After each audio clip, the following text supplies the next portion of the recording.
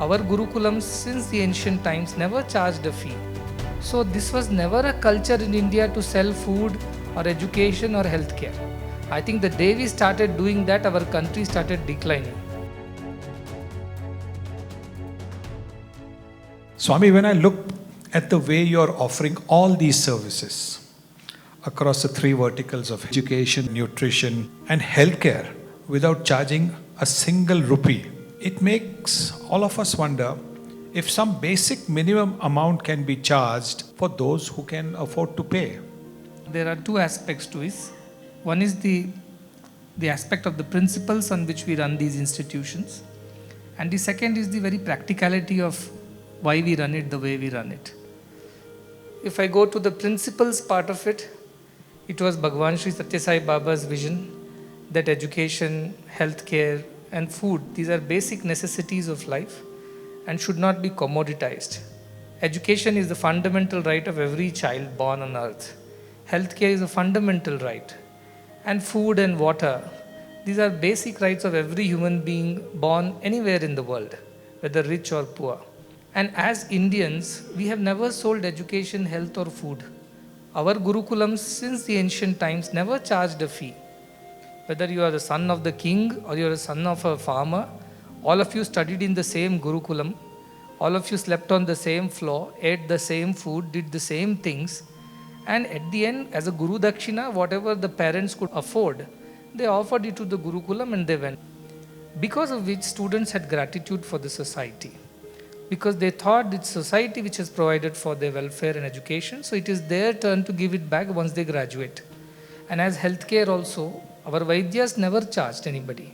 Vaidyas were a part of a system which was patronized by the kings or the wealthier people in the society, like the temples and other places.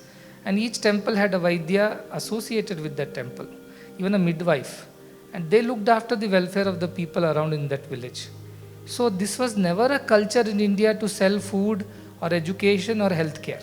I think the day we started doing that, our country started declining in its glory and culture.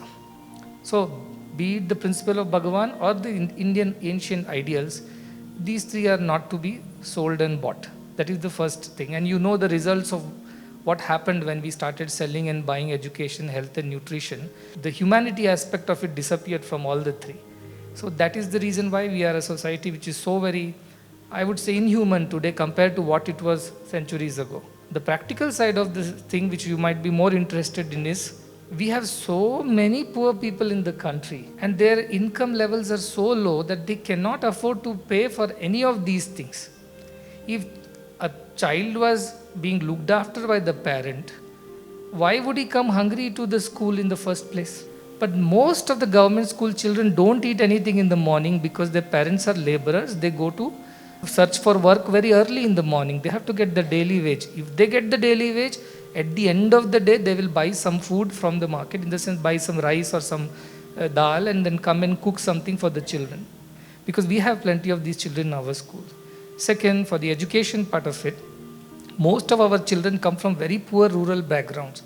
And we ourselves go out into the rural areas, our people travel miles and miles to search for those children, do proper verification whether they really need this financial help or they can look after themselves, and only then they are given this scholarship.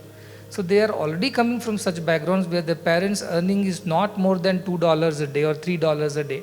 And many are single parent children, many don't have fathers. After COVID, lot of them lost their earning members. So these are the kind of majority of the children and girls largely who cannot afford.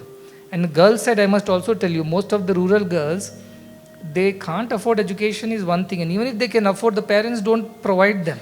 They think, what will she do by learning too much? Where will find a groom more educated than her? So they avoid.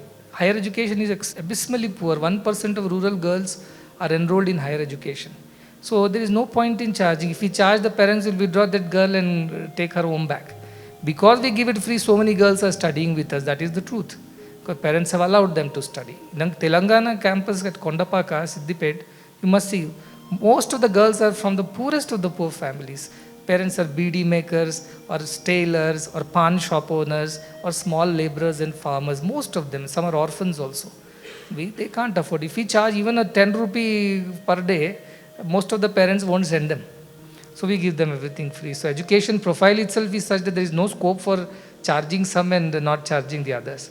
And when it comes to healthcare, 85% of our patients come from the backgrounds where their monthly income is less than 10 to 12,000 rupees. And that income is for family of husband, wife, 3 children, and maybe the elderly parents also. All of them survive on an income of less than $200, $300. How will they come and pay even a pediatric cost to at least $2,000 to $3,000, even in the very subsidized way? They cannot afford. So we are running the system in such a way that there is no scope for the rich people to even enter because it's already full, and we are having huge waiting list for the poorest of the poor. Our queues are even longer. That's why we had to go on opening more hospitals, including the one in Telangana. So in principle also we would not charge because that is our Indian ideal. We want to create a sense of gratitude in the people. Even otherwise, practically for us it is not possible to charge.